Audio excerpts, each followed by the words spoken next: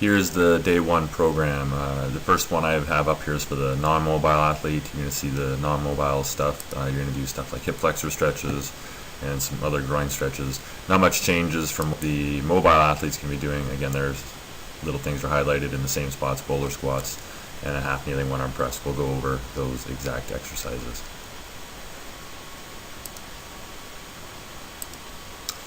The deadlift, again, there are three things we need to think about. Wiggle our toes, you can't see that here. We want wrinkles in his back, which he's going to get right here. Takes the slack out of the bar, and he stands up. When you stand up, you push your feet into the ground. You got to hold tight so that when he lifts, his hips don't shoot up before his shoulders do. And in between each set, we're going to reset and reload. Band resisted broad jump.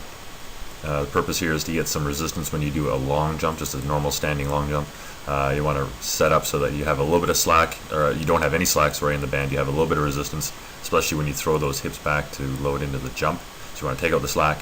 When you do go to jump, you want to throw your hips and your hands back to load up your muscles, and then you try to push the ground away and land in a nice soft landing. Do a couple practice jumps the first time you try this one, and then you can increase the difficulty by increasing the strength of the band or trying to jump further. Hip flexor stretch.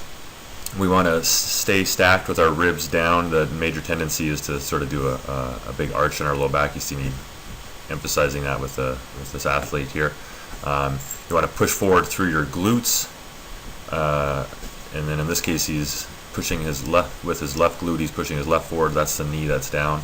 We want to try to hold for 5, and then the really important thing is to sort of breathe, do long exhales when you're doing this type of stretch. If putting your back foot up on the chair or bench is a bit too difficult, do the version on the right with the foot on the ground. Still, same rules apply. We want to stay stacked, and when we push forward, we do not arch our back. One arm band pull aparts. Like in this example, if your left foot is forward, your right hand is going to be staying in one still spot, and that's the real challenge of this exercise, is one arm is getting some shoulder stability, in this case the right hand, while the left arm pulls back. Both elbows are locked. You want to keep your shoulders down away from your ears. When you do this, you'll have the tendency to shrug and lift those shoulders towards your ears. To make this one more difficult, either grab a stronger band or place your hands closer together. And also in between reps, there's always a little bit of tension in the band. You're not going to try to rip the band apart. There's always a nice slow pull, and you just bring your hand a little bit past your shoulder level. Bowler squat. Reach down and across with the opposite hand of the leg that you're standing on. So in this case, this athlete is standing on his right leg, and he's reaching down and across with his left hand, kind of going at a 45-degree angle. Your goal is to take an imaginary line, draw that line out, and with each rep, you can try to get a little bit further along that line. In order to do that, you actually have to squat, which is bending of the leg that you're standing on. It's called a bowler squat because it looks like a bowler with this follow through to a certain degree. Reverse lunge. We're always talking about 90-degree angles here. We want to think about going down and back at the same time. Don't go back, then down. Start to lower yourself immediately. We want to get that 90-degree angle with that front leg with this arrow is showing, and even a 90-degree angle with that back leg when he gets down into that position. So the major emphasis here is with the front foot really pushing down into the ground. The back foot only helps us with a nice soft landing, and then it kind of pushes your body weight forward over top of the front leg so you can do it. Here's what a front squat version would look like. Again, going down and back at the same time, pushing forward. This one really emphasizes really pushing, making sure that your chest is up. Half kneeling groin stretch. We always want to make sure that we have wrinkles in our shirt, which means having a bit of an arch in our back, chest up. The tendency is going to be to round the hips and the low back. You want to think about the hips going straight back on the same level, not really kind of driving down towards your hips. Try to keep them at the same sort of height. And you want to hold each rep for about 5 seconds or so.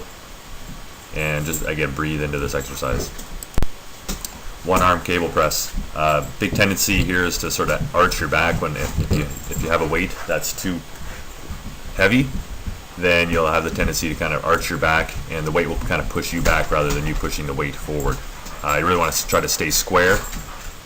Don't let the resistance kind of rotate you in that direction. And if you don't have access to a cable machine, use a heavy jump band or a bunch of normal resistance bands and play around with this one.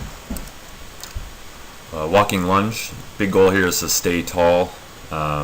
It can be a real tough exercise. We really want to make sure, in order to stay controlled, that we're going to sort of tap our feet together for a second in the middle each time. Just enough to kind of just slow us down. If we try to lunge, to go from one lunge to the next lunge, it can get a bit ugly sometimes, so that's more of an advanced move. So always do a little tap in the middle. And make sure your hips don't shoot up first. When you come up, when you start to get tired on this one, you'll find that your shoulders and your hands will kind of drag down, your hips will pop up. So again, always stay tall, chest up. This is a real tough exercise, especially if you do it in distances with against competition, but it's a very great exercise. Wall side plank, line yourself up against a wall. Your head, your hips, your heels will all be touching the wall. In order for your head to touch the wall, you have to do like our double chin, so you're not just reaching your head straight back. Do a double chin. You always want to maintain a perfectly straight line here.